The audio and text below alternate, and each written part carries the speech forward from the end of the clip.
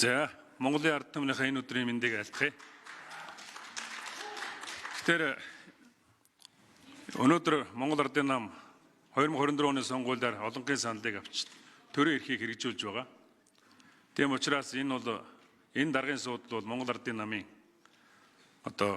хэн нэгэн албан тушаалтан заавал суух ёстой ийм асуудал.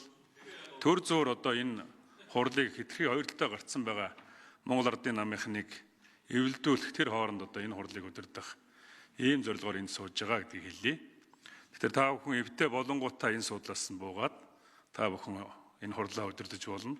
Ер нь бол Монгол төр бол энэ бол парламентын засаглалтын орны хамгийн том албан тушаалын судал.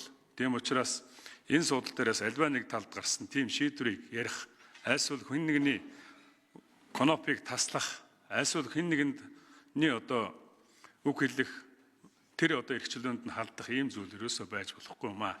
Хэрвээ янз бүрийн асуудалтай зүйл ярихаар бол би тэр доор өөрийнхөө асуудал дээрээс ярина. Эндээс бол ямар нэгэн тийм төрийн нэр хүнд талдсан аливаа нэгэн зүйлийг хийх ёсгүй гэж би үздэг.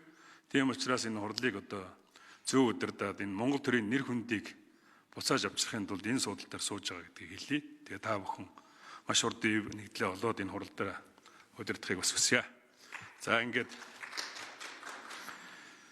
дараагийн хүм. За хинээс авах вэ?